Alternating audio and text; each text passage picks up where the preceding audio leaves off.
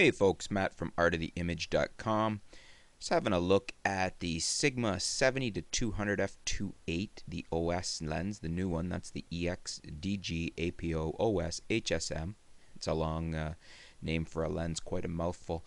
Versus the Canon EF 70 to 200 f2.8L IS USM. That's the Canon flagship 70 to 200, their best one there.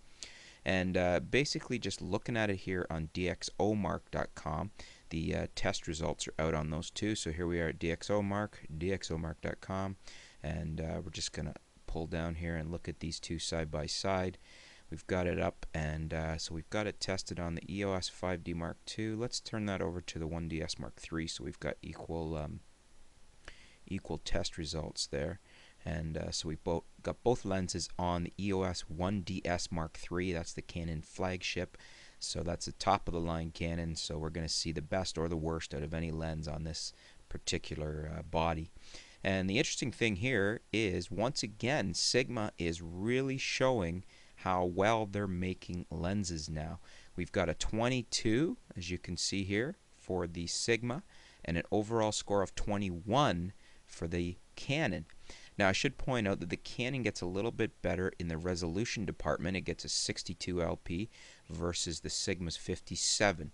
All in all, these are very close, because when you're up into these type of numbers, that's not a lot of difference.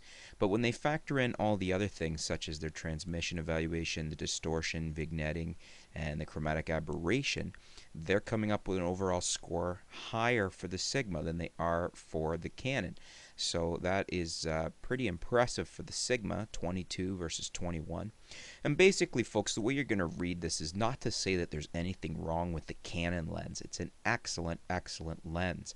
But here's where we're really looking at, when you're looking at the differences here, as far as the price on these is pretty equivalent. Actually, I think a lot of times you'll find the Canon lens a little more expensive than that. But the Sigma you can usually find cheaper than this. I think it currently is around the $16.99, just because of the issues that's been happening with Japan and whatnot. But this has been down as low as $14, $13, $1200, depending on what sale you can get it on. So it can be significantly lower priced than the Canon. So it becomes a really good deal if you can get a sale on the Sigma and get it in, anywhere around the $1,200 mark, 13, 14, just depending on what you want to save money on. Here in Canada, because this is an EX lens, that Sigma has a 10-year warranty on it. The Canon, its major drawback, in my opinion, is the fact that it only has a 1-year warranty. So if you get a problem with the lens or the IS motor fails, you've got basically 1 year in which that can happen, and you'll have it covered. After that, you've spent an awful lot of money and you don't have it covered under warranty. So anyways, folks, basically just pointing out not any flaws with the Canon lens, but the opposite, showing how good the Sigma is and how it measures up against the Canon EF 70 to 200. So what you want to do is have a look at this for yourself, and if you're in the market for either of these lenses, by all means get into the store, check them both out, play with them in the store, see what the best price you can get for each one is, and if the Sigma is significantly less, it may definitely be an option you want to consider. Myself, I do own this Sigma 70 to 200, the f2.8, the EX OS, the full name's the EX DG APO OS HSM. I own it in a Nikon mount for it, and I use it on my D7000, and I quite like it. It's very, very nice, sharp lens, works very well. The OS is, I would say, about on par with the VR and the Nikon side, and it would be about the same on the Canons.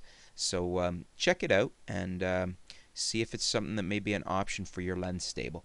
Thanks for tuning in, folks. Stay tuned. We'll be back with some more video posts, some more articles, and we'll keep you up to date with what's going on in the world of photography here at artoftheimage.com. Thanks a lot.